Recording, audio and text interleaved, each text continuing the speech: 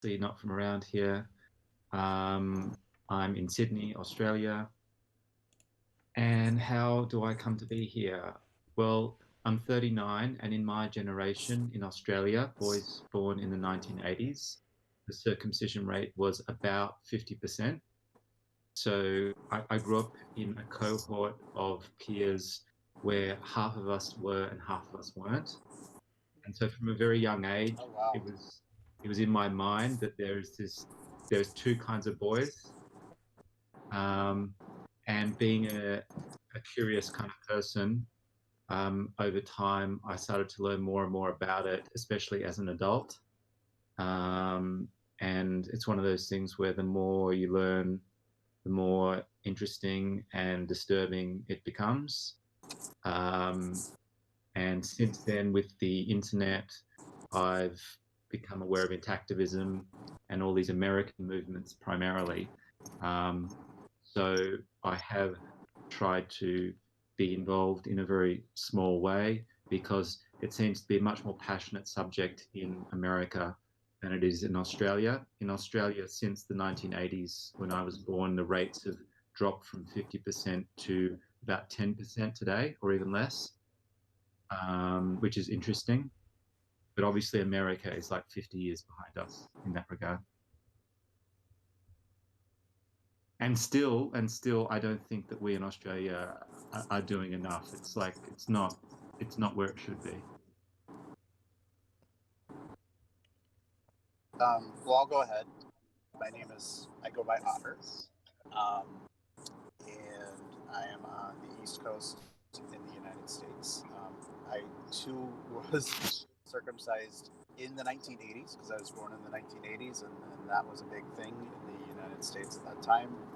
Um, Discussing religion, I've grown up Christian, and I'm still Christian. I kind of lean here and there into some spiritual mysticism too, but for the most part, Christianity is the background that I'm coming from.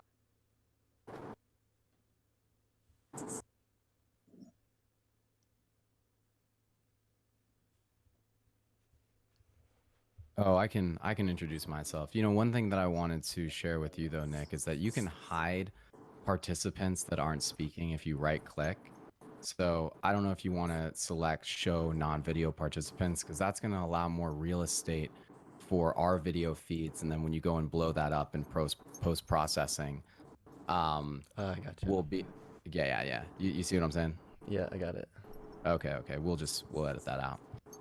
Um, so I guess religious background for me, if that's the context of this meeting, I'm happy to share that. So I grew up in a home that was Christian, and I was taken to church by my parents until I was about 11 or 12, and then I let them know that I would no longer be attending church with them, and very quickly I became an atheist. And now, at this point in my life, I am a strong atheist, and I encourage religious dissent and critical thinking about religion, and would like to help people migrate away from religion, and specifically the Abrahamic religions.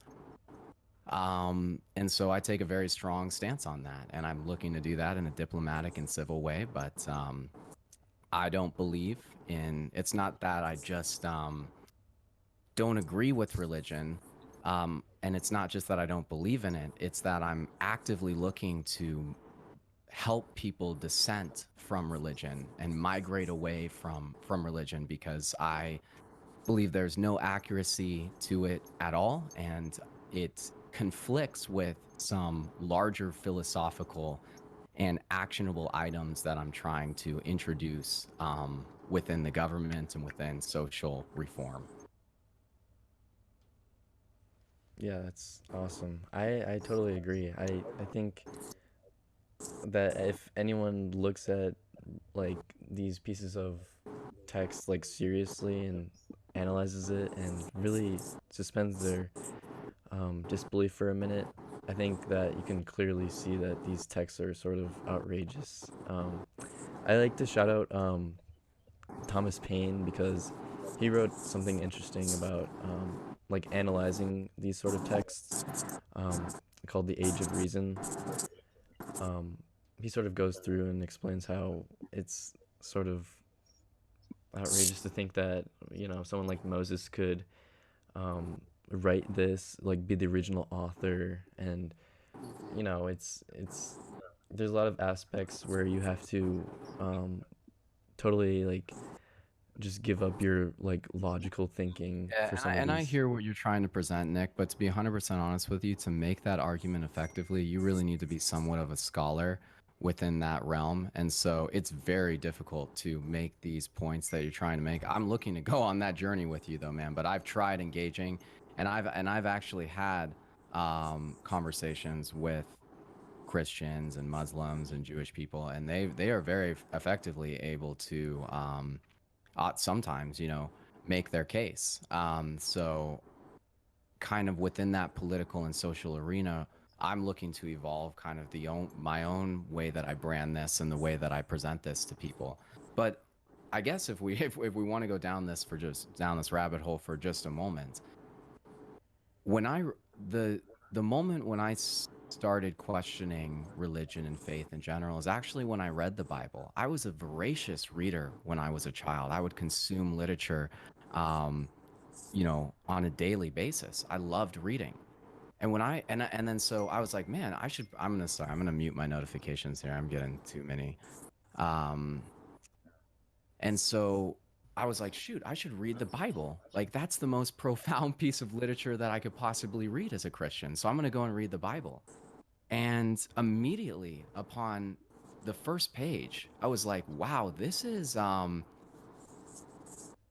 a great novel, right? This is not engaging or interesting anyway. And that's not what it's about. But that's kind of the first sign for me. I'm like, I'm not reading anything profound here that's going to influence my opinion. This might be the worst piece of literature I've actually ever read in the entirety of my life.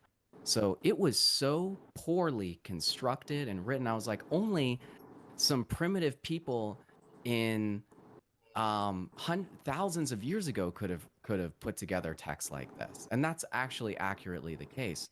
But Yeah, I want to say one more thing here.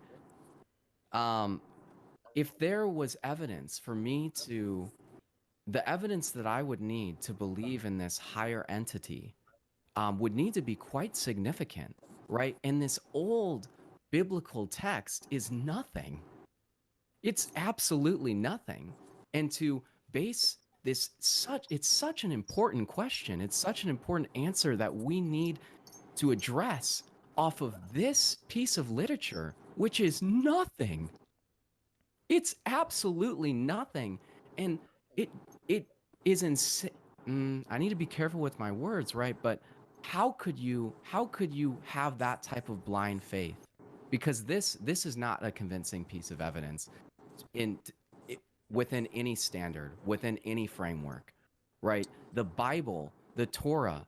Honestly, I don't know what the Muslim book of faith Quran. is. Quran, The yeah. Quran, right? Yep, that slipped my mind. Those pieces of literature, in no other, no, any other realm, in any other context, you would not take that piece of a piece of literature like that and take it at face value, right? We read all these other ancient texts that we know are complete BS, but this one, we decided, or some people decided, they were going to absolutely take as the absolute truth, and that was what they were going to believe in. So for me, I would love God to exist. Oh my goodness. I'm horrified of the fact that I'm going to die after this. I believe the greatest opportunity divide is between, you know, we talk about opportunity divide all the time. It's between those people that are living and those people that are dead. That's the greatest. You have no opportunity when you're dead.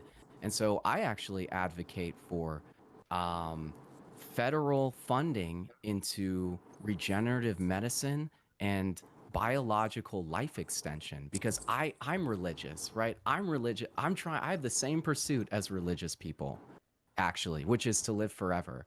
I just am going about it in a means that I feel is feasible and realistic, and not putting absolute, completely blind faith into something that has, in my opinion, zero basis in reality at all. And that's what I'll end off on. I think one thing to keep in mind with it is that the texts, like you said, Carter, are thousands of years old, and from what we know, they have been translated, rechanged, rewritten so many times that it's hard to get more than kind of a metaphorical meaning beyond them. Okay. Even some Christians, even some fundamentalist Christians, will actually say, the miracles are more of a metaphor for grace than they are the actual, feeding of the thousands. So it's all blind faith then, is what you're saying. It's completely blind faith. Or do you feel something that I don't, right? Sorry to interrupt again, but there's one more point that I want to... I'll let you finish. I'm sorry, that's rude of me. I'm going to let you finish. No, you're fine. I do feel some connection to it, but I think that from what I can say, coming from the background of kind of growing up in organized religion, I think a lot of it is the community aspect too, it's when we look at the Bible and we look at what the Bible says about circumcision, kind of bringing it back to that, you've got two different gods in the Bible. You've got the Old Testament God, who is the very much, bring your sacrifice to the altar and burn it, and if the smell is pleasing, then God will be pleased. And it's very much this kind of humanity trying to grovel to this judgmental and harmful God, and that's part of where circumcision, the Christian texts that talk about it, show up in that Old Testament. But then in the New Testament, the Apostle Paul talks about how circumcision is no longer necessary, and that's all of the Intactivist Christians kind of cite that text. Why? Okay. Why was it ever necessary? Why? I mean, in the Old Testament, and I'm not. I know the answer, but yeah, I'm not agreeing with it. I'm just saying in the Old Testament, it was the mark of the covenant. So it was decided that God told Abraham that he should do that, and Abraham followed along with it. And I'm not saying I don't think that's right. I think it's crazy. I don't know why God would say to do that, but that's because it was a man who said that. The what? It's because it wasn't a God who said that. It's because it was some crazy tribalistic man who mandated that. That's only exactly a machination that a man, or not, a human being could conceive. Well, and in my opinion, even the most conservative of conservative Christians will tell you, God was not in a publishing shop magically producing the Bible. He should have been. He should have been. The Bible is written through what the conservatives say is God's influence on the writers. But in reality, the writers wrote what the writers wrote, and so yes, that is true that it was written by a man as opposed to directly by God. Yeah, I agree. That's a little interesting.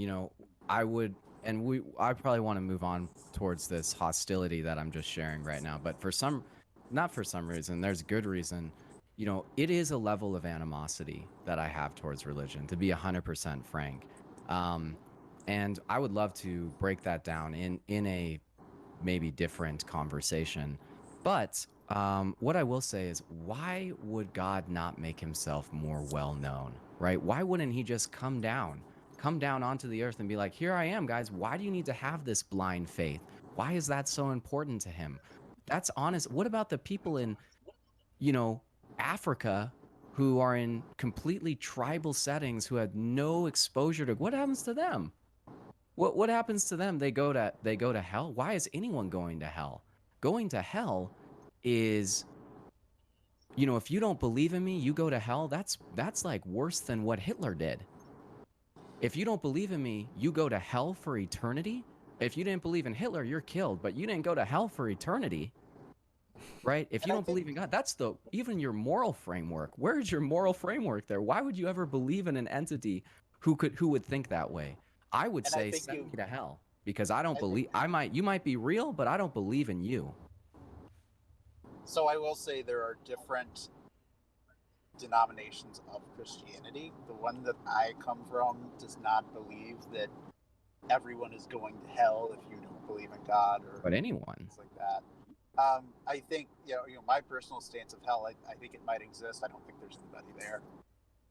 Maybe some people, but the background that I come from is coming from a highly redemptive God who okay, so there's no consistency here across the board. It's just really whatever you want to believe. It's whatever anyone wants to believe, and that's fine. I'll accept that. But at the end of the day, I don't think there's any accuracy to what you believe in at all, and I would love to help encourage you to dissent away from that. I understand that there's this deep personal connection that you have with this godlike figure it's this intimate connection, right? And I've learned to understand that believing in God is less of a cognitive thing and more of an emotional thing. It's the space that you have inside of you, and you feel this personal connection to this powerful entity. And I think that is incredible that human beings can even form that type of relationship with something that I believe is honestly just an evolution of an imaginary friend. But I want to remain respectful to you and diplomatic at the same time.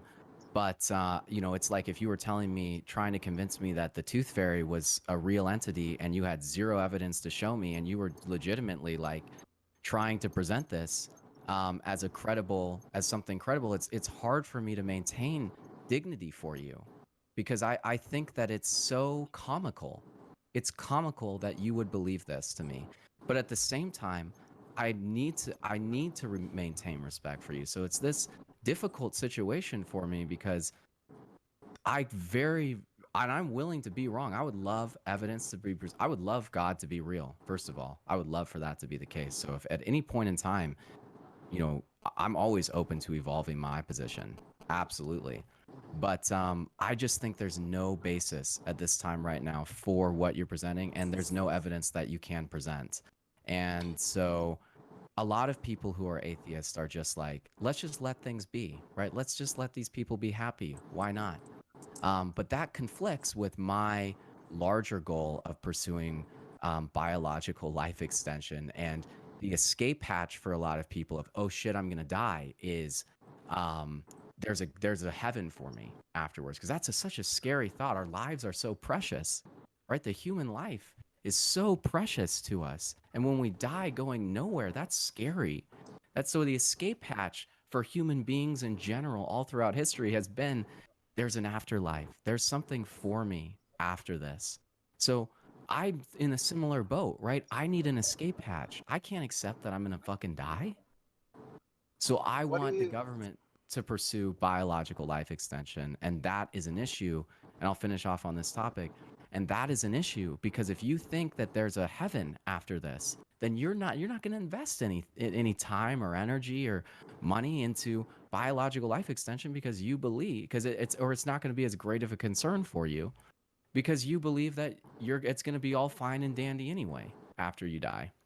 I'm curious, and I just have one more question, and then I kind of want to bring us back to the topic of intactivism. Sure. So my question is this: what is well, first off, I hate the whole altar call of where do you think you're going when you die? I mean, I think it's the most nonsensical. It's so judgmental, and it drives me crazy to hear what I kind of call these coffee cup Christians who walk around waving their Bibles, and then turn around and they're rude and evil and exclusionary and all this stuff.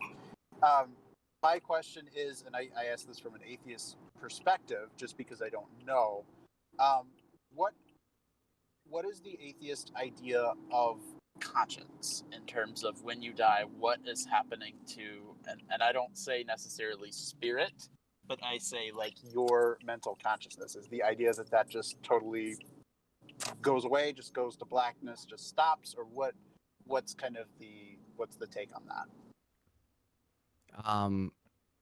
That's an excellent question.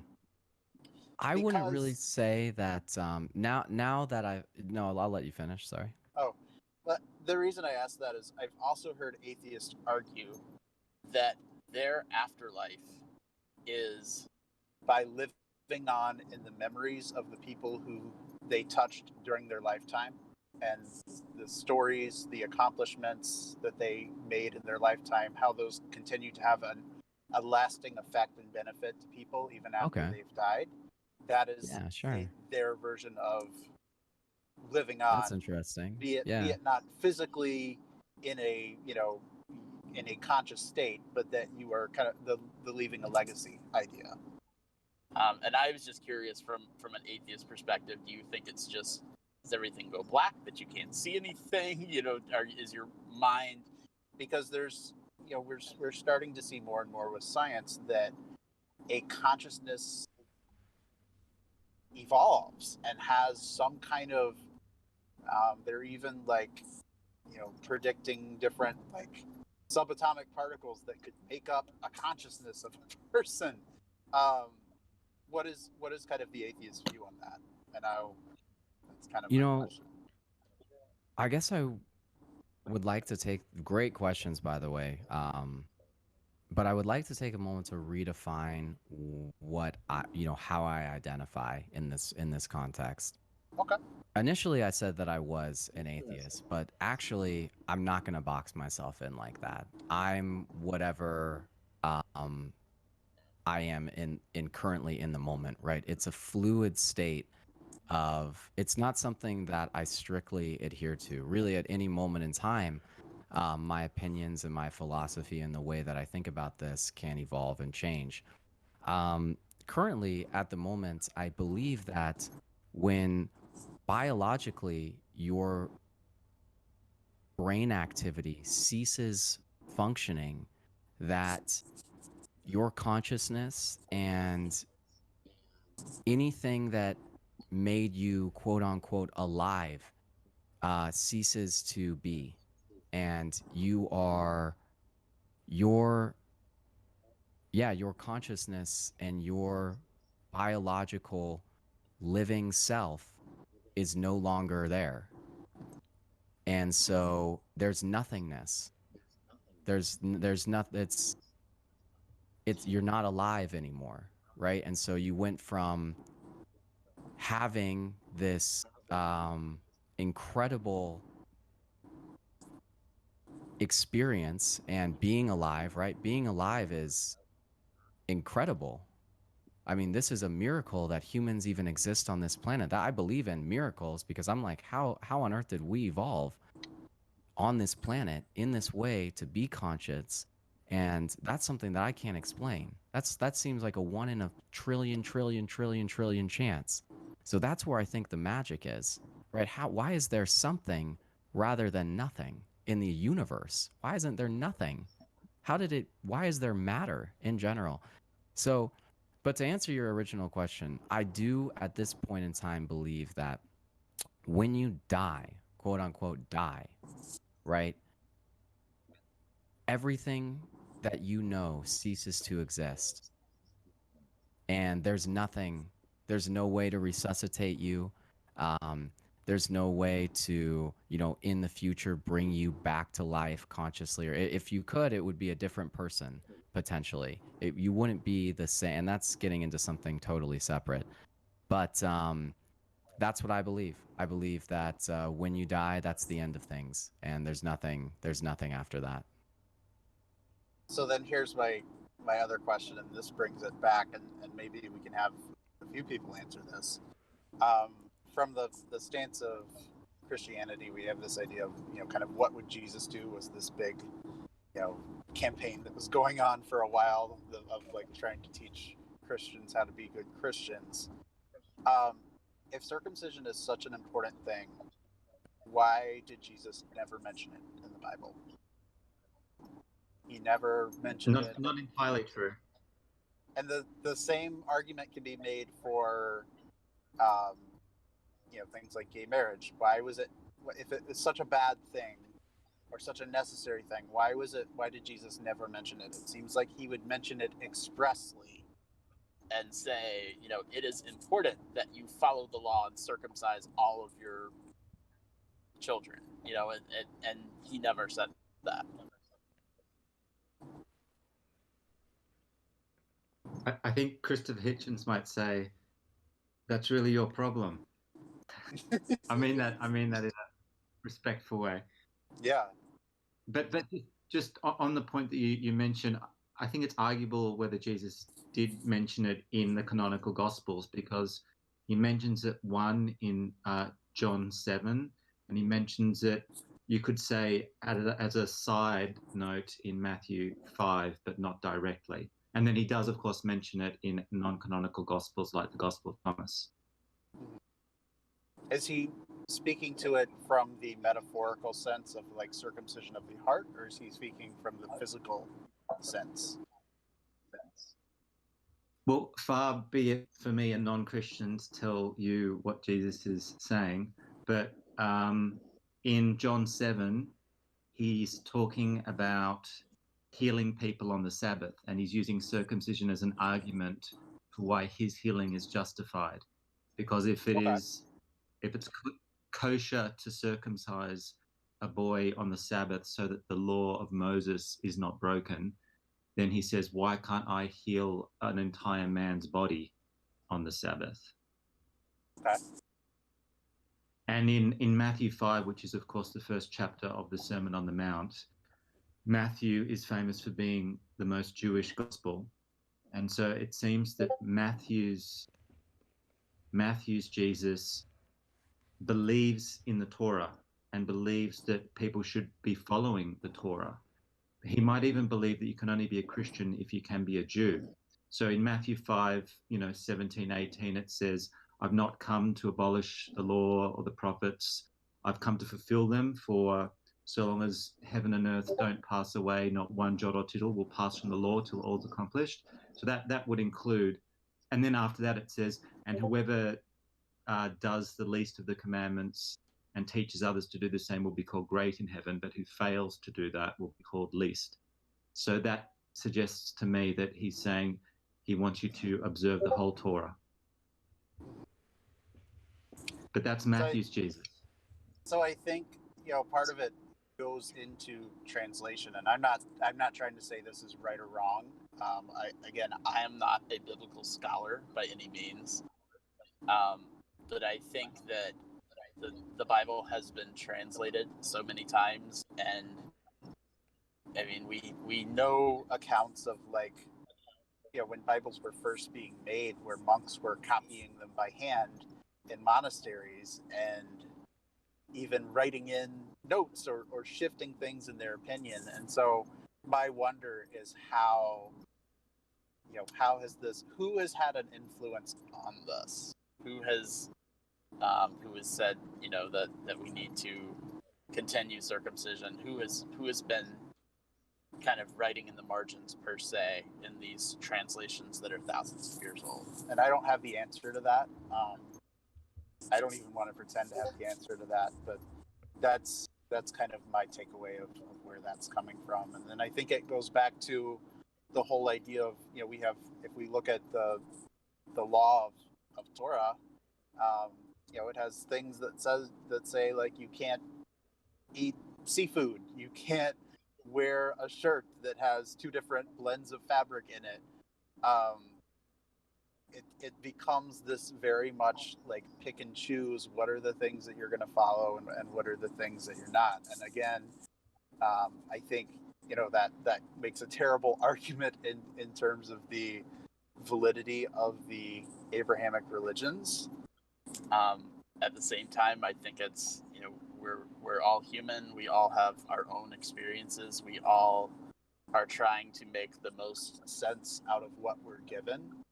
And how do we as people do that? And I think that's something that doesn't matter what religion or what faith or what belief system you come from, everybody is in that same boat. I would like to chime in real quick, and then we'll. I would love to then move on to something related a little more to religion and circumcision, right? And where that crossover is. But the one thing that I'd like to ask, because I've personally never really experienced this, is what is that feeling like that you have with God? Right? What actually do you feel? Do you feel this presence? Do you feel this aura? Do you feel this energy, this connection that tethers you to this being? Because this is absent from me in totality. And I want to know what that is like, because this is a very foreign, alien concept to me. So I would say, to me, from my background, it is as far away from the old man sitting in the sky, kind of Father Time vision, as you can possibly get. To me, I see God through humanity. So I don't see a, glowing entity or magic looking thing. To me, what I experience as God is the way that people are kind to each other, the way that I guess the world runs. When we speak of the good things that are going on in the world, and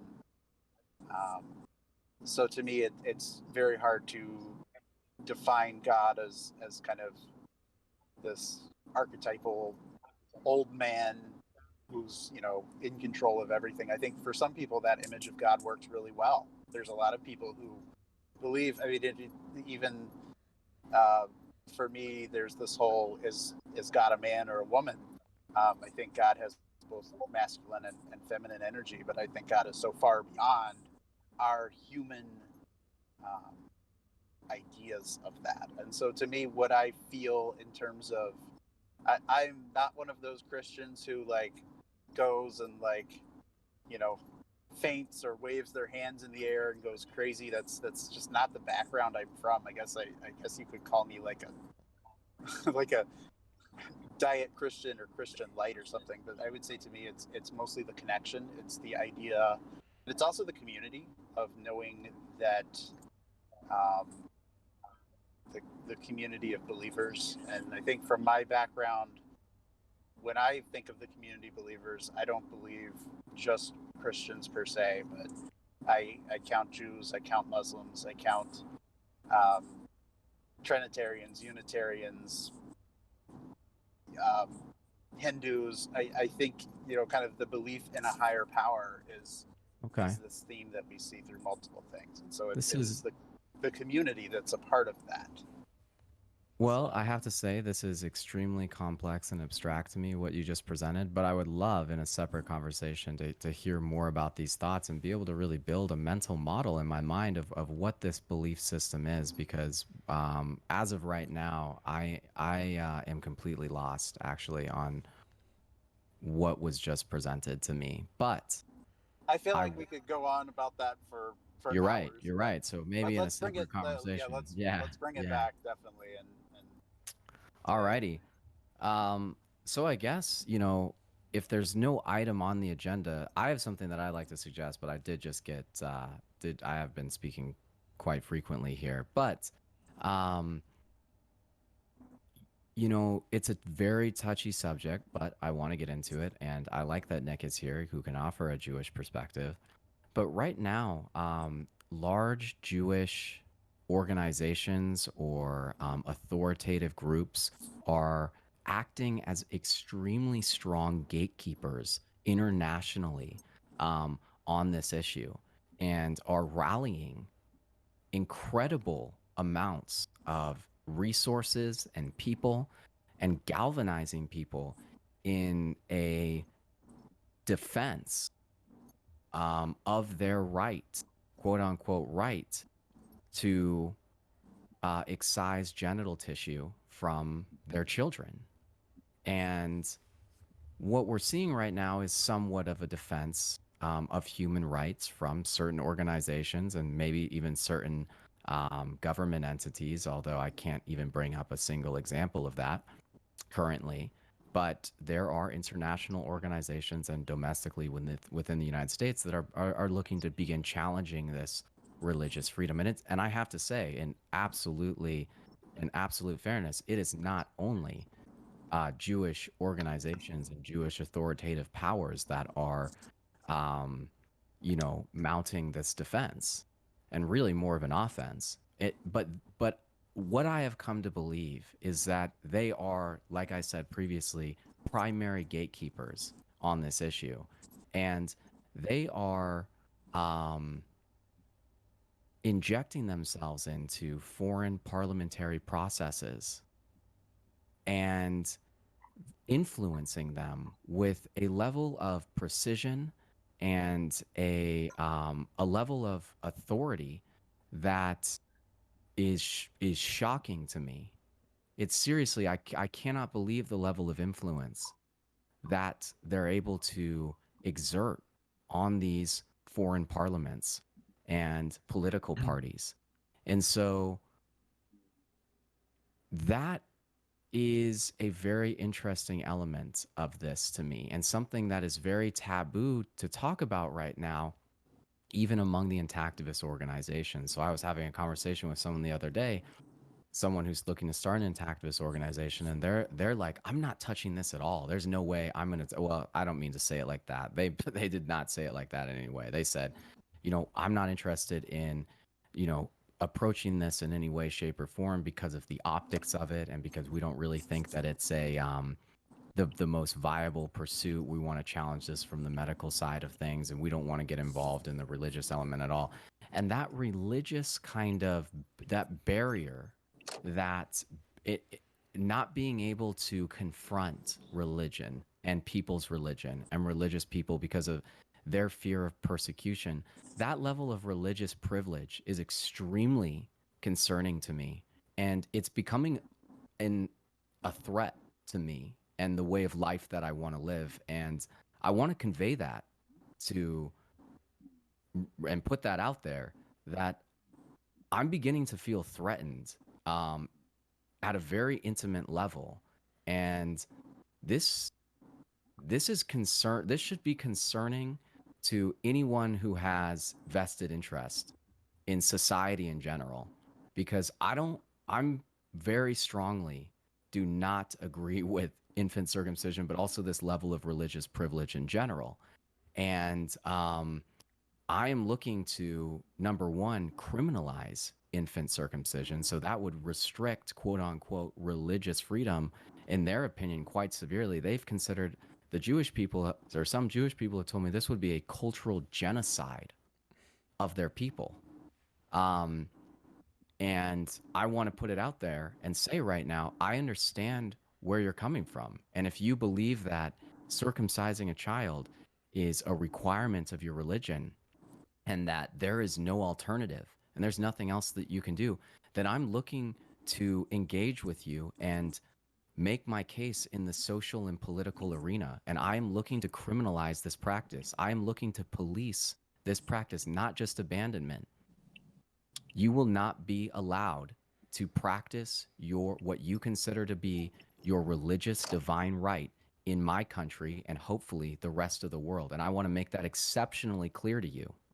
Whoever's watching this, whoever Jewish, Muslim is watching this, I am looking to take away your quote unquote religious freedom, because I believe the right of bodily autonomy supersedes any other.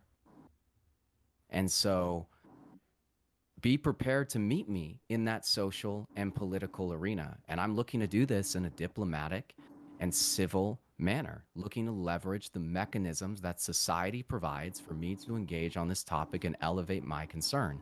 But know that I don't fear you anymore. And I'm not going to back down from this challenge and I'm not going to tolerate you trying to assassinate my character, because I'm not going to tolerate you mutilating your children, excising specialized genital structures from your children in a violent and perverse way. And I'll finish off on that. That was a total tangent, just a rant. That was just a Carter special rant right there. there was no that was totally off topic, but I Say, wanted Carter, to let it be known. You're in a mood this morning. Yeah. I totally am. hear you. Yeah. Well, Totally hear you. I think I have a unique perspective on this because like I'm not really tied to you know, the scriptures and the Torah. You know, I'm like sort of like a non-practicing Jew. And I think I can look at this issue from like sort of an outsider perspective a little bit, considering the fact that I am circumcised and I can feel the effects of that and realize that, you know, that's, you know, muting my sensations and um, my sexual health in general. I think people are afraid to speak out against circumcision because of this huge like aspect of, oh, it's their freedom to do this, but in reality it's like you look at this and maybe think it's a little barbaric, or maybe it's you know, questionable. um, it I think the influence that international uh, corporations have, such as like, you know, like American Jews trying to protect their um, circumcision freedoms in like other countries, like that's totally like outrageous and backwards to me. I think it's like many of the Reform Jews like even could see that, you know, maybe Brit Shalom is the way to go, or um, maybe this is like something that we can you know, take away from our practice. You know, it's like it kind of reminds me of the whole conflict between like the ancient Romans or the ancient Greeks and, you know, the Jews. Like their glands were exposed and they had to, you know, be embarrassed about that because it was against their culture. They thought it was wrong, and the Jews were ostracized because of that. Um, yeah, I think it's sort of like the same things happening today. It's interesting, you know, having talked to some Jews about circumcision. Um, I've been told that I've read many times that being circumcised does not make you a Jew. Having a Jewish mother makes you a Jew because it's a matrilineal descent. And several Reform Jews have told me, even some who are not circumcised, they've said it's ridiculous to say that you have to be circumcised to be a Jew. As long as you have that Jewish lineage and the Jewish heritage, then you are considered Jewish. And I don't know, I'm not Jewish, so I don't know, you know, and that's of course talking to people from the Reform movement, which is a very liberal, very, you know, progressive movement of Judaism. I'm sure, you know, like Nick, the rabbi you talked to, probably had a very different opinion of that. Right. And another thing that I want to make clear, first of all, I want to welcome AMC or Kyle for just joining in here. Kyle, you there, buddy? Kyle, your I microphone's am. muted. Okay, cool. So, you know, maybe we'll get to an introduction for you in just a minute here. But one thing that I want to finish up on this specific facet of the conversation is that if I was actually an anti-Semite, like people are going to try to portray me to be, I would not care at all about the Jewish side of things. I would actually, if I was a real anti-Semite, I would encourage Jews to circumcise their children because I know it hurts them. I know it damages them psychologically and physically. So I'm standing in defense of not just children, but Jewish children and Muslim children. This has nothing to do with wanting to take away your rights.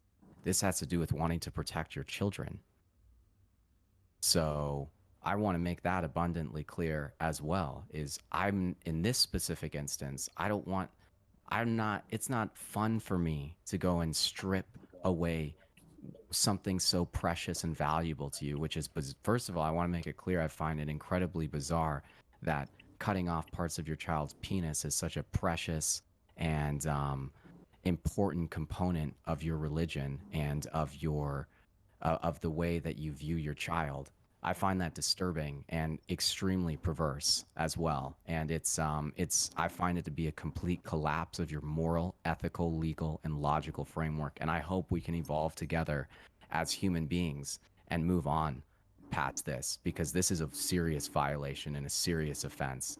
And I understand that, whoever is out here watching this and has done this to their child and is potentially Jewish or Muslim, right? I'm not making this just about Jews, even Christians. There are many Christians that believe this is something biblical, right, that they need to do. Any of you guys out there, I'm not, wanting to strip away your rights. You never had this right to begin with, is what I'm trying to say. Just like you don't have the right to violently assault your child. This isn't a medical thing. Let's stop with this. That's so phony, such phony baloney BS.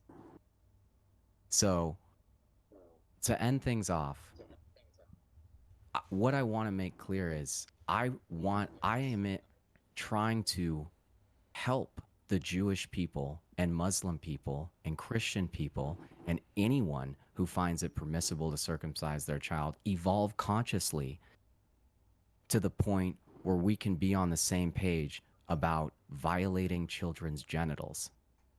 That's what I'll leave off on. One thing I did want to bring up, this is kind of a plug, but it kind of goes right along with what we've been talking about. And it's a book that I've been read this week. There is a book by an author named Jay Jackson called Circumcision Scar that just came out. It's called Circumcision Scar, and it's talking about how Christian American doctors have tricked kind of the general public into believing that circumcision is a biblical based operation.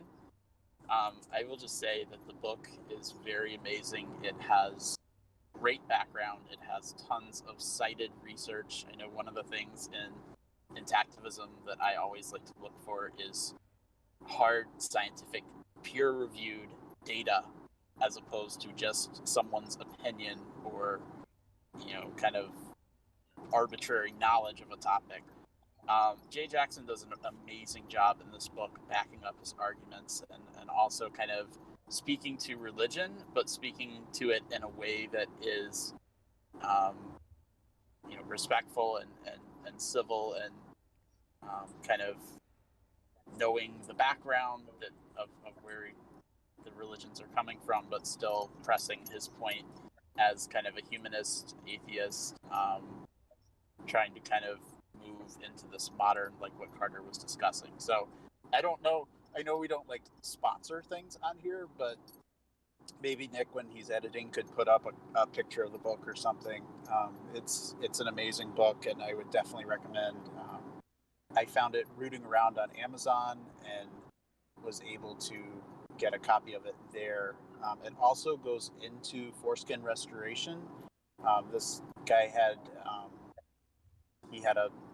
started out with surgery, started out with one of the few surgical from a plastic surgeon foreskin restoration documented in Canada that's been done, and then he discusses kind of his methods with a variety of different devices that we've mentioned on earlier podcasts, but also some homemade things that he's made too.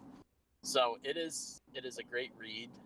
It is definitely, and he's like not paying me to say this or anything. I've not even talked to him, but I found it interacting with other Intactivists, and I know I had chatted with Carter a little bit and Nick about it this week, and I would definitely say if you get a chance to read it, you should check it out. Yeah, that sounds great. And I'll shut up about that. Well, I think thanks for sharing. I think it's so important for people to like write and speak about, how messed up this thing is, and maybe like shed some light onto people who really haven't thought about this issue and could like connect to it in sort of a more gentle way, instead of like jumping right into it and being totally confronted about it. And I think people are sort of turned off with that approach of Intactivism. I think some Jews like me or something could like talk some sense into some people, but it just is all intent, I think. I think part of the reason the Intactivist movement still is struggling in some ways to get off the ground is all of this shock value of we're going to post pictures of babies screaming in the middle of circumcisions. We're going to, and I'm not saying that the groups that protest are not doing the right thing. I think they do a lot of great work.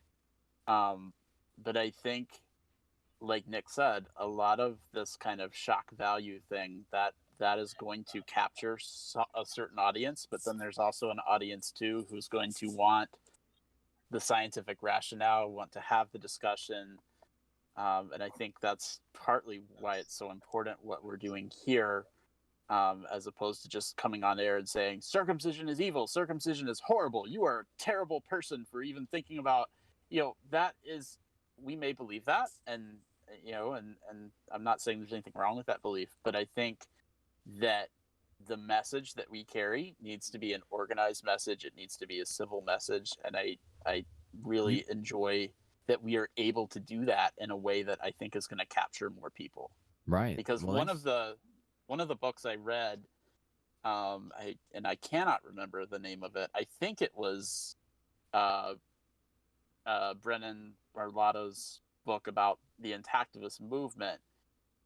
He had said, I think it was somewhere around 50 to 60% of Americans, at least, have no real opinion one way or another about circumcision, and that to boost the Intactivist movement, rather than focusing on the 20 or 30% of people who are expressly for circumcision and not going to change their minds at all, that we should focus more on the folks who are kind of indifferent, kind of in the middle, who are just kind of like, I don't really know much about it. I've never really thought about it. He said that a lot more energy should be focused towards that, as opposed to only focusing on the diehard people that are, stick in the mud, not going to change their opinion for anything. Yeah, I agree with that. There's so many extreme views on this issue in particular.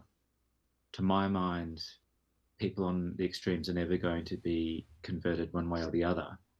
But you can engage with people with extremely polar perspectives in order to educate a larger audience, to expose them effectively, to say, hey, this is what these people actually believe and actually do.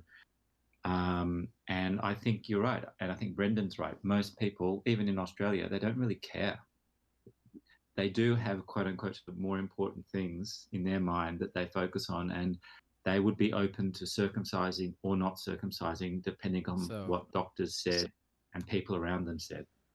I notice when I speak to individuals, they definitely start caring pretty quickly, because the most difficult component of illustrating this narrative to someone is getting the recognition of physical harm acknowledged. And so very few men have reached the point that I have where I can completely disengage my ego and speak to the physical consequences that have happened to me, right? So I've estimated that 70% or more of the tissue that's responsible for producing erogenous sensations on my penis has been ablated. That's a tragedy, right? That is a tragic thing to happen to a human being. My frenulum completely ablated, nearly completely ablated from my penis. This specialized erogenous zone, this precious tissue for me, completely removed, gutted out in a violent way as a fragile infant. I mean, this is what I've seen. The videos that I've seen, the content that I've seen is satanic. It is vile and perverse as they're heinously defiling a child in that way. It is the most barbaric thing I've ever witnessed 1,000 times over. You see a Saw movie, and this doesn't even compare. This is vile beyond my comprehension, and I'm a victim of it. And I want to finish off on this one thing. Oh, sorry, go But ahead. I've lost I have a very muted sexual experience in life, and the consequences are severe for me, and I'll never, I can try. I'm restoring. I can try to restore, but the position that I'm in right now is that facet of the human experience has been robbed from me. My ability to bond with a partner, my ability to feel these potent erotic sensations that stimulate my neurotransmitters in this unique way that provides this drug-like euphoria, the only natural drug, that's been nearly completely robbed from me. That is a crime of the highest caliber, and it's not being recognized as such right now. And not every man is in the same position I'm in, right? There is a range and a spectrum to the amount of tissue and structures that are removed. I'm higher up on that, right? So I've had more tissue probably than average and more of my frenulum removed than on average. But I would be upset if 1 centimeter of my penile tissue was removed without my consent, 1 millimeter without my consent, without dire medical need like gangrene or frostbite, right? Something so severe that they needed to turn to an option like excision of my tissue. Phimosis, these types of other things, this is a Bronze Age solution. Cutting your specialized mucosal membrane genital tissue off for any other reason than the most critical of reasons is not acceptable and not permissible. And we need to get society to recognize that this is very valuable for a man, very precious for a man. This is not frivolous tissue that you can go excising left and right. This has significant consequences, especially for certain men like myself. The psychological consequences have been severe for me, and it has robbed an innocence from my life that I will never get back. It has changed me as a person ever since this happened initially, and then when I had the epiphany of what the consequences were for me. And I have suffered psychologically and physically tremendously. I'm not privileged. White man, right? White, straight man society. I'm not privileged. It is an insult for anyone to ever say that to me. I have suffered terribly because of this. Terribly. And the recognition of harm is non-existent. And I've tried to engage with elected officials. I've tried to speak with members of my city council and my county council, and they turn their back on me. They turn their back on a citizen, a constituent that had a legitimate concern because whatever their risk analysis team said, this isn't worth pursuing. So I'm trying to do whatever I can. My family has failed me. The doctor has failed me. The medical community has failed me. My city has failed me. My state has failed me. My country has failed me. They all created a systemic framework which allowed me to be tortured and heinously mutilated as a child, and then gave me absolutely no framework to pursue any sort of justice at all. That feels like a declaration of war on me. And I'm still willing to engage with this in a civil and diplomatic way, which is a privilege and an honor to society. Right. And I think so much of it, a couple things you said, one of them being the white privilege thing.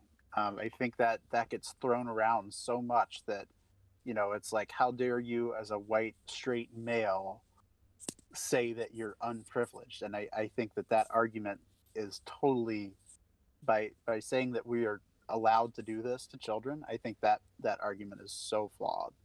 And I hate that we, and of course I'm a white male too. I'm a white LGBT male, so I don't have necessarily all the same rights in that arena. But I've had that same, this kind of you're privileged, and I think that's totally crazy. And the other thing that drives me insane is this idea of kind of the Stockholm syndrome that's going on, where men who are not ready to face up to the psychological trauma, the emotional trauma, it's almost like they feel that by circumcising their own sons, it's like they're getting someone else to share in the collective misery with them. And they become passionate to the point of almost insanity, where there are wives who are, running away with their children so that their husband can't get a hold of them and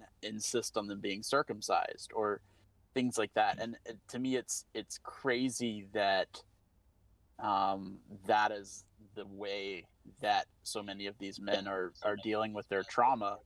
And then we've also got the kind of standard issue of men's mental health, where it's not talked about, because men are supposed to be strong, men don't get sad, men don't cry, all of these lies that we've been told about how men are supposed to behave. It leaves no room for you to even question what has been done. And that is the thing that is so hard to get around. It's, a quote from that book that I was talking about earlier said that if you're really okay with circumcision, why do you get so animated and so violent when anyone brings it up and tries to say that maybe it's not the right thing?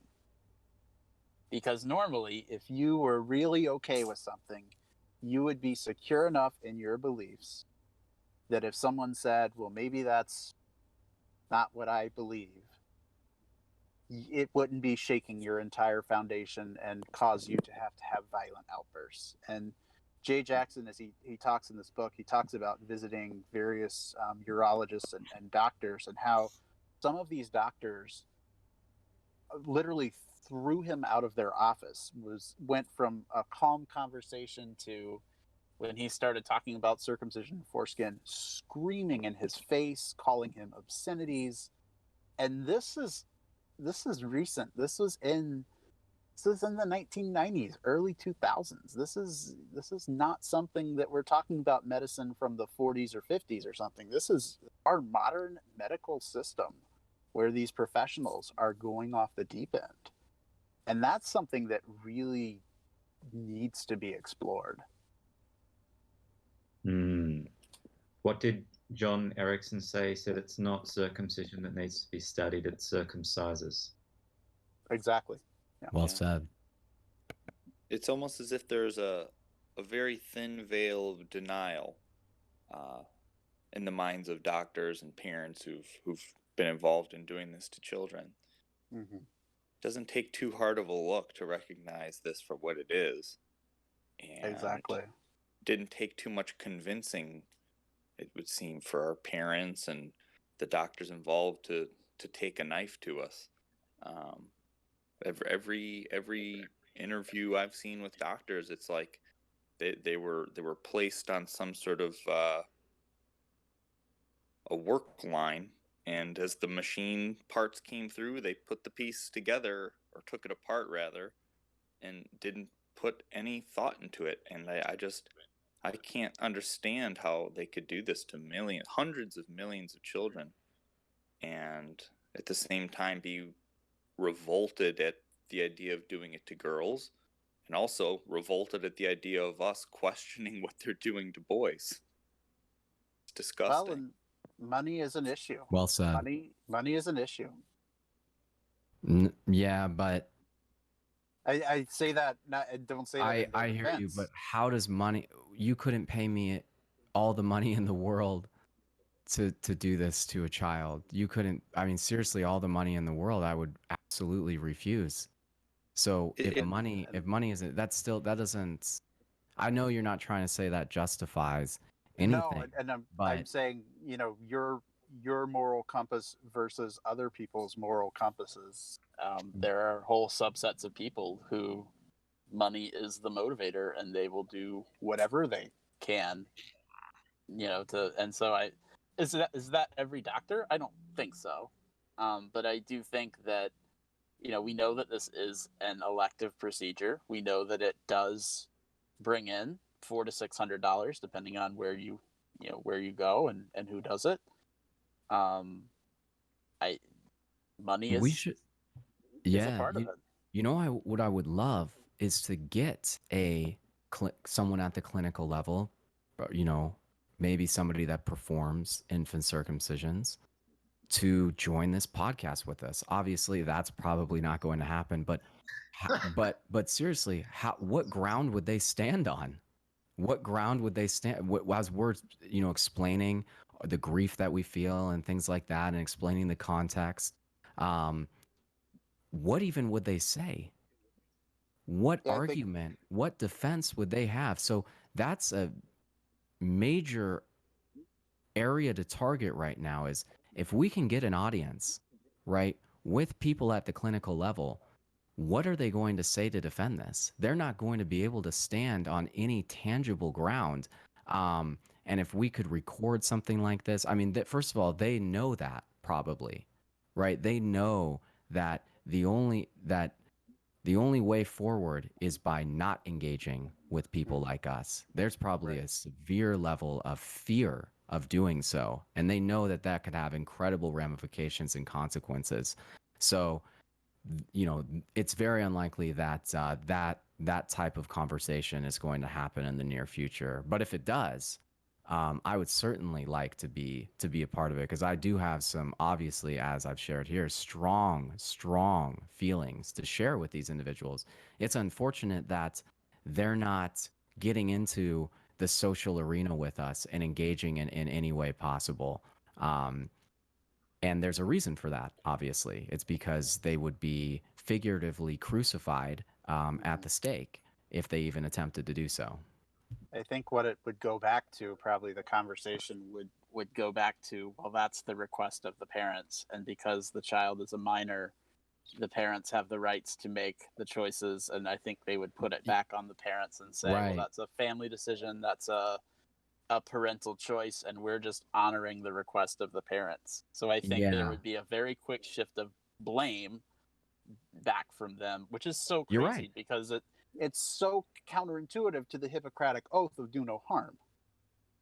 And actually, coming from Australia, I'm not an expert, but I know enough to know that we've had a very different evolution in terms of neonatal routine circumcision in Australia as distinct from the USA.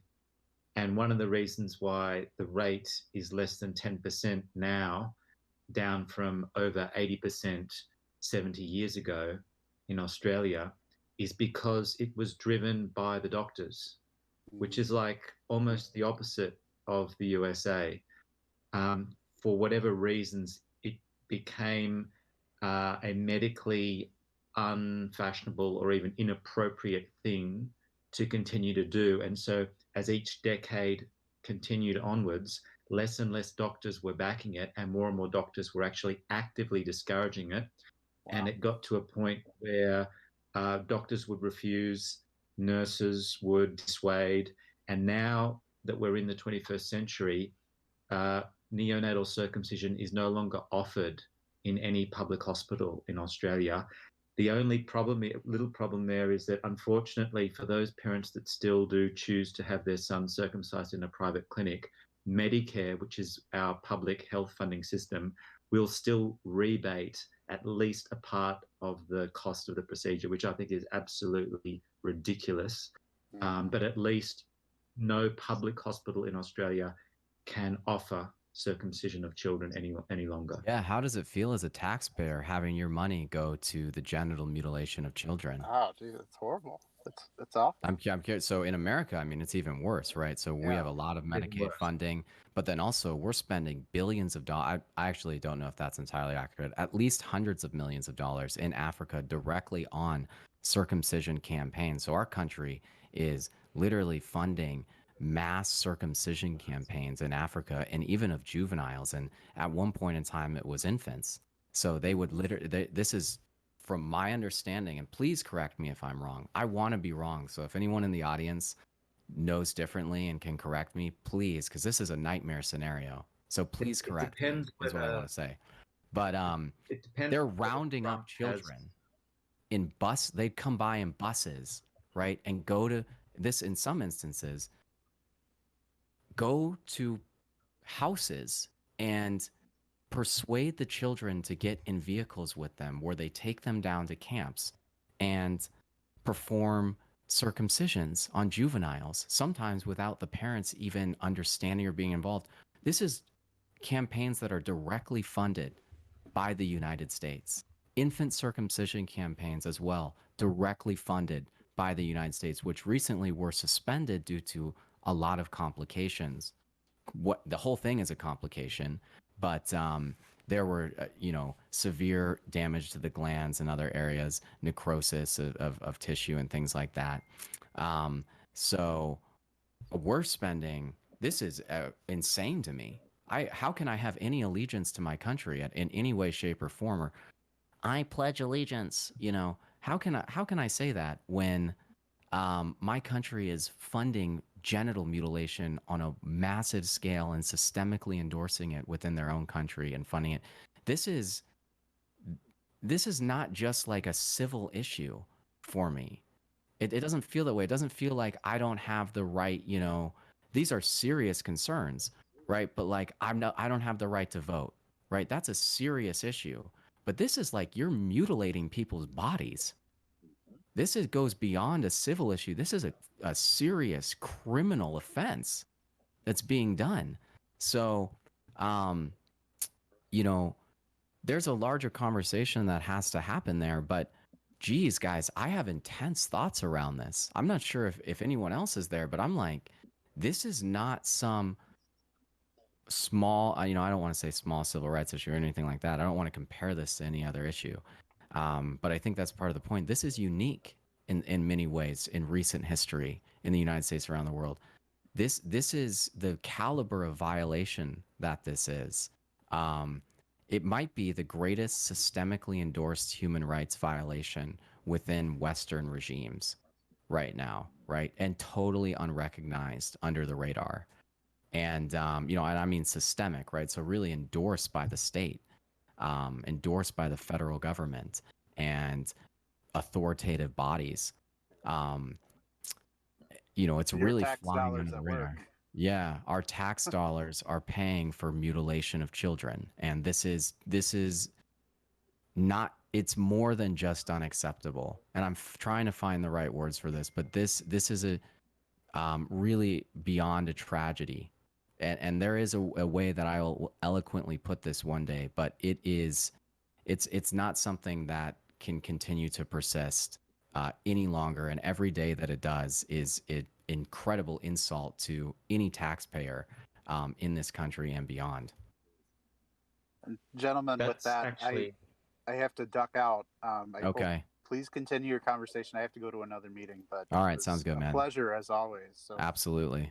Take care. Nice to meet you. Peace out, my man. Nice to meet you as well. Bye.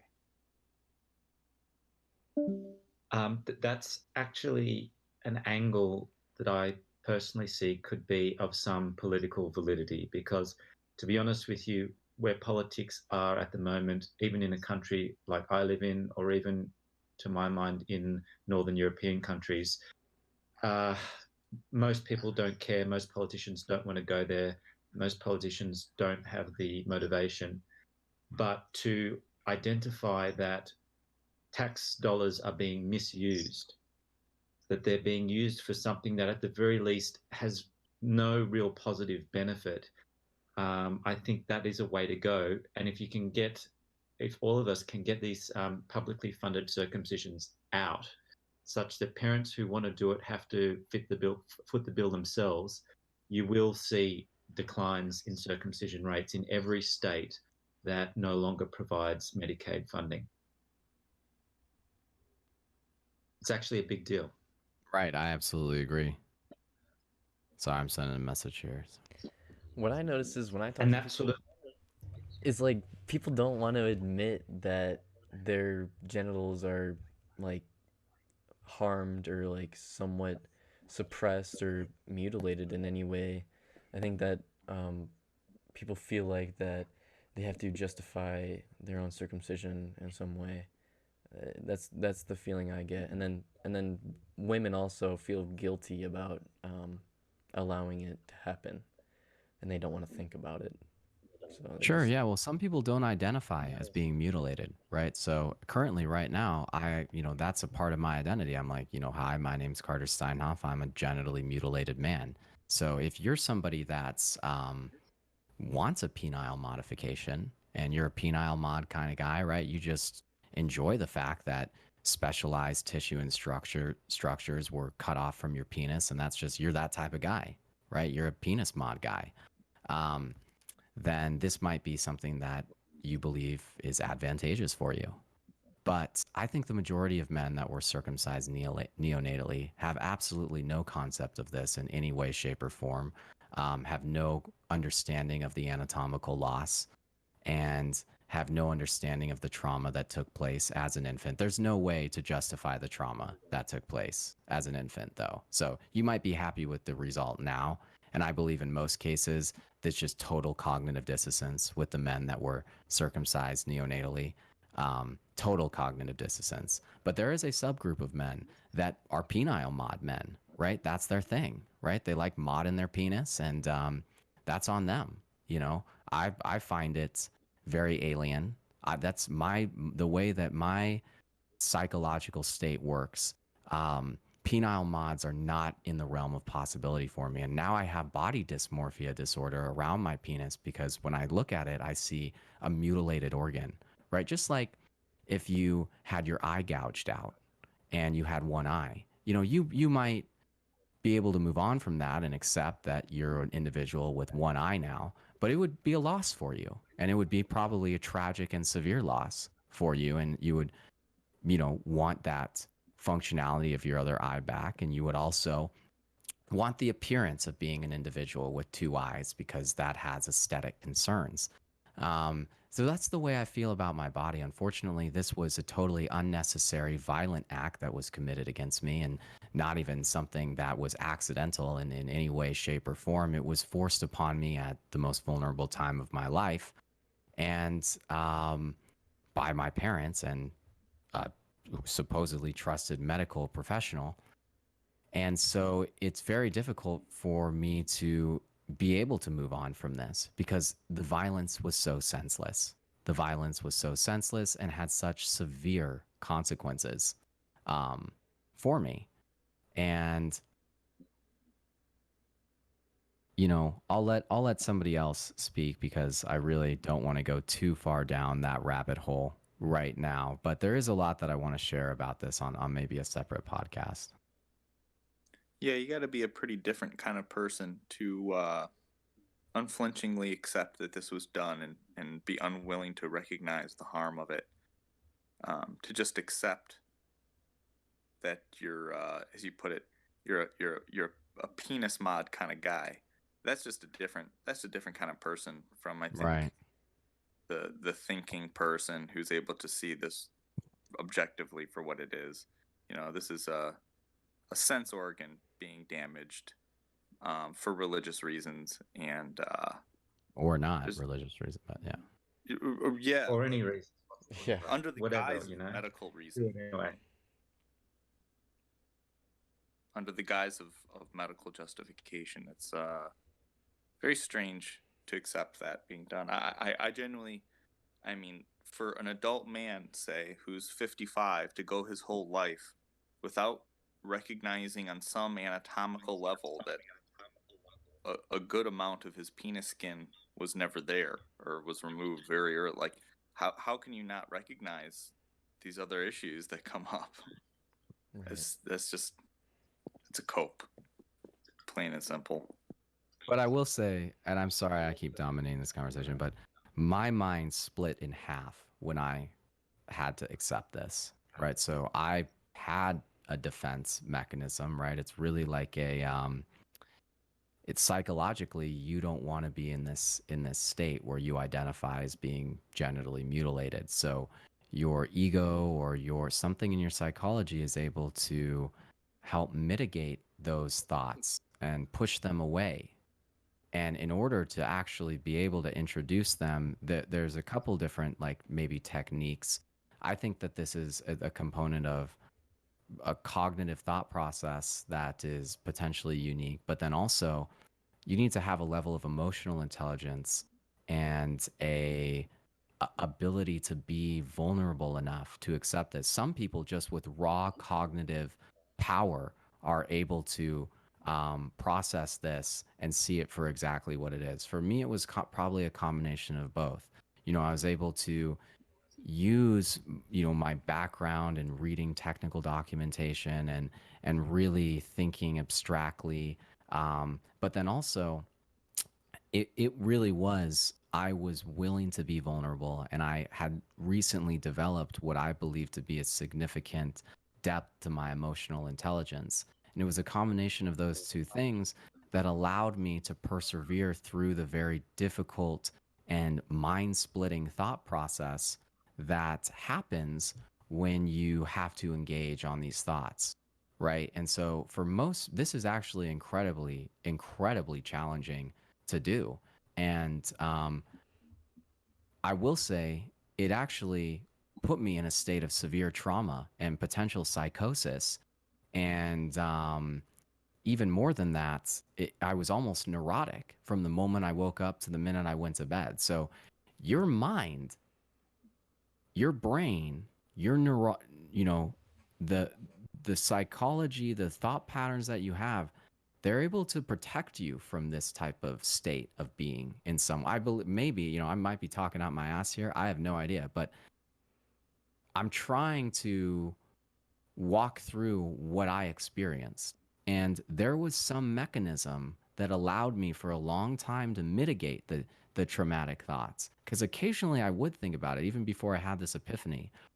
But my mind would just dart away as quickly as it came in. It would just vaporize into nothing, and I would move on from it.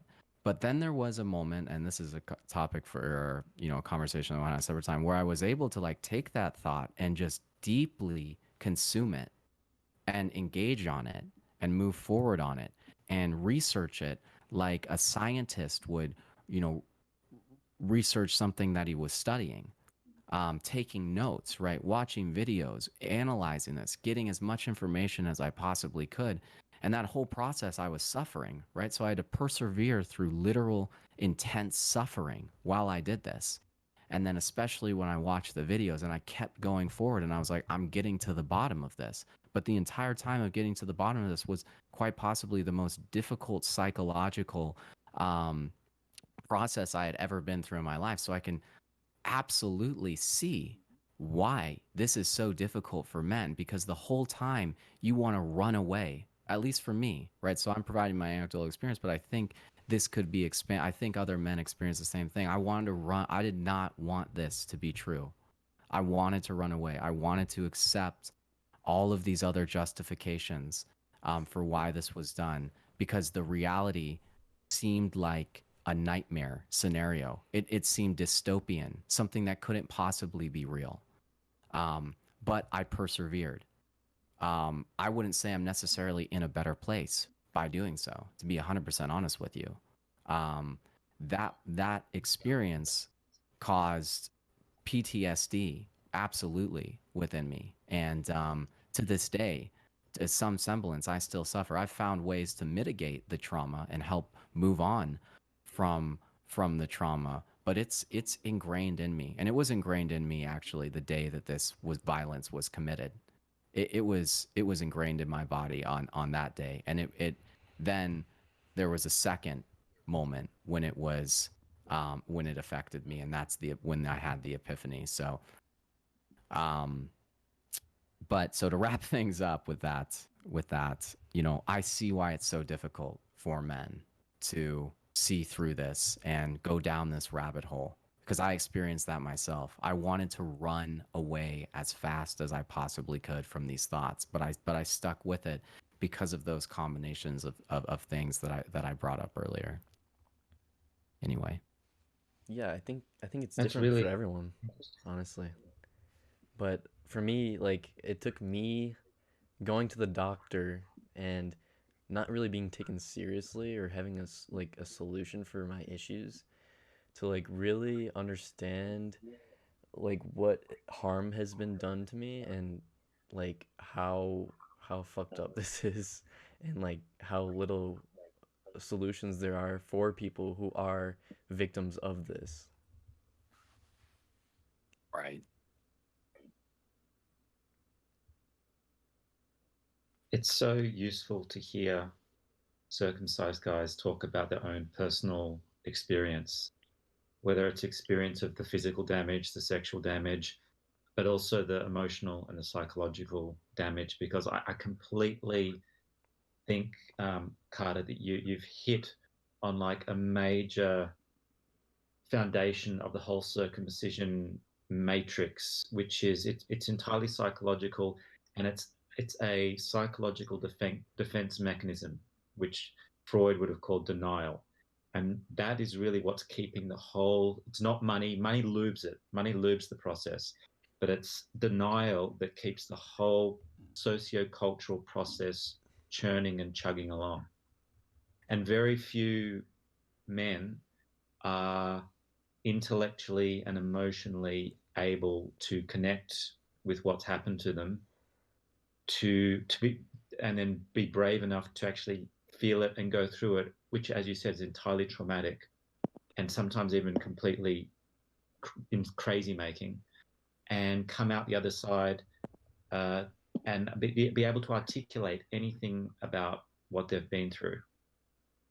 And very fewer even still are able to continue on that journey and find some kind of healing within themselves. And healing doesn't mean that it's all okay, but healing means that you're no longer controlled by the trauma that has been inflicted on you. Very well said. I appreciate that feedback. Yeah, the denial on all sides is so pervasive. I think that the like you said, the the financial aspects incentivize and lubricate the system to slide a certain direction, but each individual person whose job it should be to make sure that this kind of thing doesn't happen has fallen such a tremendous failure, that these kinds of things, coming to terms with what we've been doing to our sons, is going to be a very difficult process for nurses and parents and doctors, and even those people in the higher up levels of health boards and hospitals and healthcare administration, to be profiting from something like this. It's a torturous, evil, ignorant thing. And yeah, as more men wake up and go through that difficult process of reconciling what was done, the internet, I think, is a major difference between ourselves and our parents, who may have had these kinds of lingering questions of what the hell is going on here, and we were able to get the information that so many other generations didn't. But again, I don't understand how a man could be intimate with his wife and female partner and recognize that sexuality is such a powerful experience for them, and not be able to recognize that that is maybe lacking for themselves, is profound. It's like an anatomically instilled denial, because your actual lived experience is that of a mutilated person. It is that less than experience. I don't know. It's going to be a big hump to get over, but it's also reinforced by your surrounding culture. So until recently in the USA, circumcision was just the norm. And so all your friends are circumcised. You look at porn, they're all circumcised. Even in movies, if you ever see a naked man, they're circumcised. So there's nothing else can really get in. It's in those countries where some parts of America are starting to become like these mixed countries that I grew up in, where there's like an abundance of both. And that's in those kind of contexts, more boys and more men start to wake up, because they don't have that option of just complete ignorance. They see intact boys and men. They have sexual experiences with intact boys and men. They whatever, talk about it. And an increasing number of circumcised boys and men in mixed cultures end up not liking the fact that they're circumcised, even if they don't publicly talk about it. yeah. Yeah, what I think what's interesting is that in Australia and in these mixed countries, as you say, there is not much outcry from the men that have had genital modifications as children or juveniles, even though there might be more recognition of the harm among them. There is still some level of trivialization, and I actually, at least anecdotally on social media, see a lot of Australian men um, who were circumcised as juveniles, defending this and defending this practice quite vigorously, right? And with brazenly and with a total blase attitude about it. And there's even this one comedian that I saw from Australia. And this is another, again, anecdotal example. It can't be extrapolated to the whole population of Australia, but I think his name was, man, I can't remember his name off the top of my head. He's a well known comedian. Probably Jim Jeffries. Yeah. And he just made it. You know what? I'll just be honest. He made a total ass of himself, I believe, during this comedic kind of performance that he put together. And he seemed like a man who was totally trying to justify this practice and what happened to him. And he said he was going to circumcise his son so his son could get blowjobs, right? So this is vile and disgusting stuff being said, but very typical, right? We've heard this all 1,000 times before, but this is an example of an Australian man, well-known Australian man who's circumcised, who is still not recognizing the harm, despite the fact that. And I'm not saying that everyone in mixed cultures is anti-circumcision. Right. That's not the case.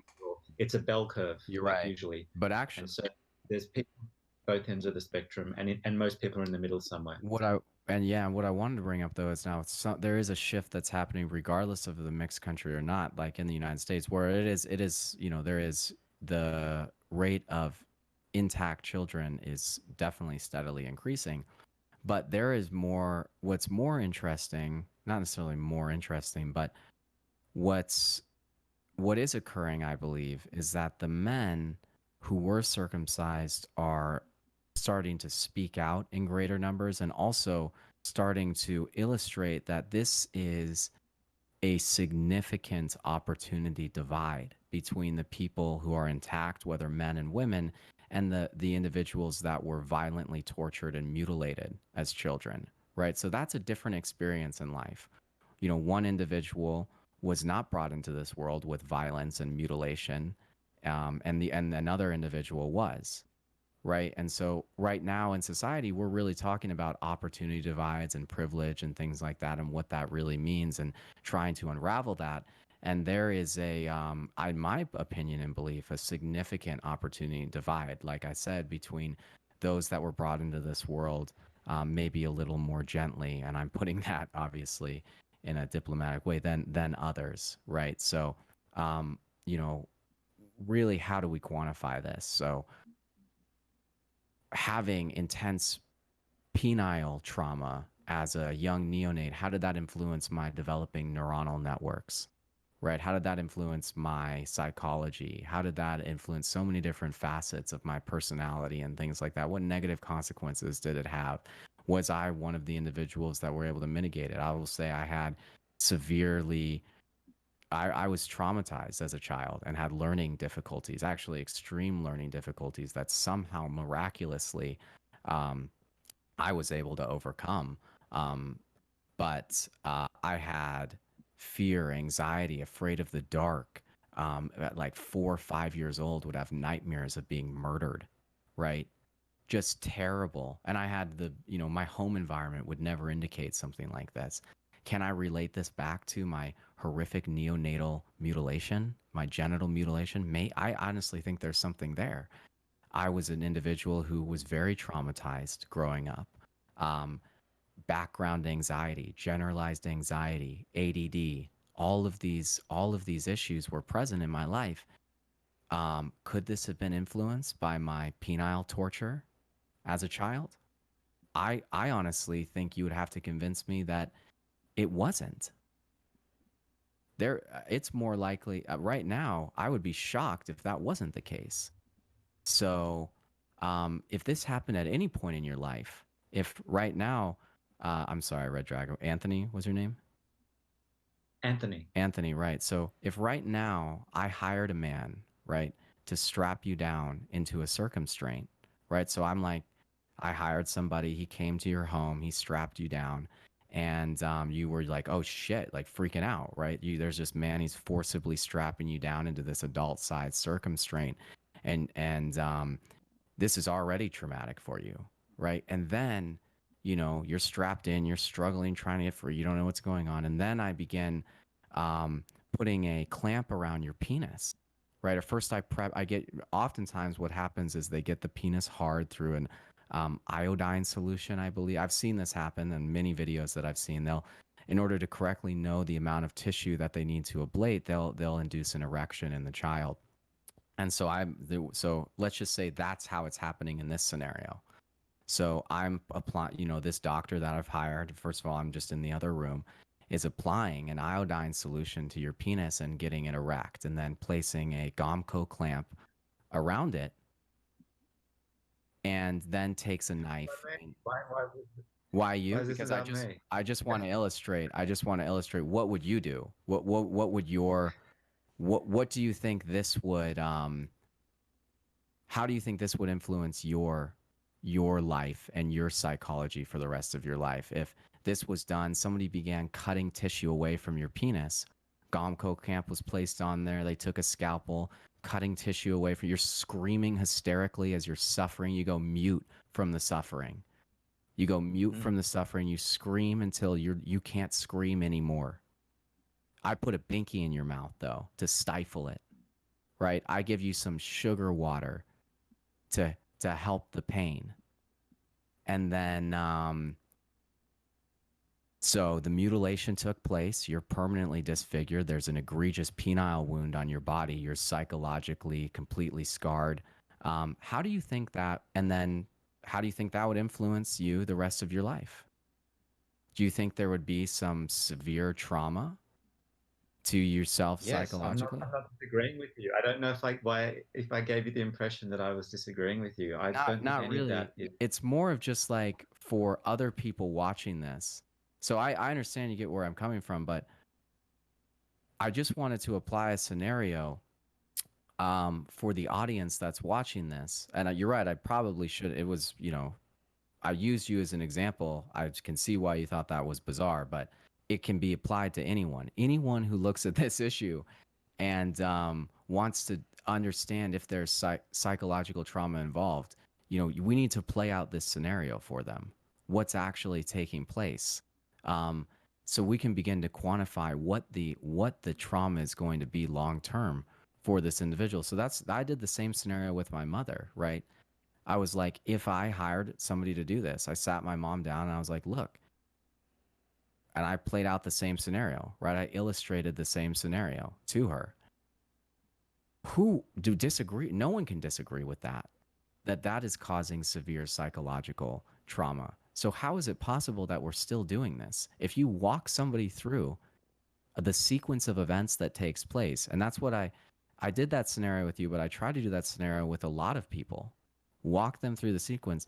When you actually walk them through the sequence, it really helps you. You almost need to do that because it's so abstract to the average person what is actually taking place that the sequence needs to be illustrated to them, or they're able to keep it abstract. They're able to keep it very and minimalize it and trivialize it if you're not able to illustrate those steps in a concrete way. So I encourage other people to try, if you're trying to convince somebody, walking them through the accurate sequence of events that takes place during a neonatal circumcision, because I don't know how you justify it after that type of conversation. Right. I think people. Well, they justify anesthetic. Sorry. I think people really need that sort of walkthrough because their mind is just completely blocks it from like being important or whatever. People also think that it's better to do it to a baby because they can't remember it. Well, I think that's complete BS because like Probably the opposite. yeah, it's like that's your first experience. Like it's horrifying. It's absolutely horrifying. I think Anthony's reaction is kind of indicative to how a lot of men feel when they, as adults, learn about this, which is this feeling of why me? Like, why would this asteroid of trauma fall on me? And as an adult, an intact adult, thinking of, you know, this being done to you when it wasn't is strange enough. But when you're actually living with it and you have grown up your life with these curiosities about it, even if, as Carter said, your denial leads you away from looking into it head on, this feeling after you really look into it and you decide, well, I have to know how bad this was, and when you get the answer, this feeling of permanent, why me? Why would you pluck a perfectly healthy child up and do all of these things? As absurd as it is to portray this being done to a grown man, as you know, as Carter explained, that he hired some sort of hitman, some sort of circumcision hitman to show up to your house and do it. It's absurd. It's just as absurd as it sounds. And yeah, as more men come to these kinds of podcasts and these kinds of conversations and are brave enough to look into the information, the movement will grow, and the reality of it will grow, and the denial of it is going to be beaten back with anger, angry sticks of rage, torques and pitchforks and torches, I think, as people come to the realization that this was done. Yeah. Fair enough. Well, what's time looking for you guys right now? I probably only have about 5 or 10 more minutes, Yeah, but I'm willing to wrap things up. Yeah. We have another meeting starting in about half an hour, so Let's wrap things up, I guess. Thank you guys for coming today and sharing your experiences. And it was great meeting you, Anthony. You know, looking forward to talking with you again. Yeah. Thank you. It was nice to meet you. And absolutely. Is Kyle the red guy? Yeah, Adult male content? Yep. That's me. Yes. Nice to meet you, Anthony. Nice to meet you, Kyle. Alrighty. Okay. Thanks for watching. And thank you.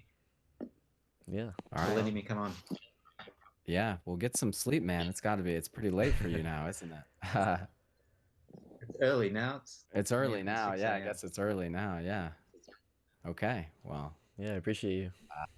Absolutely. Thanks for sticking around with us.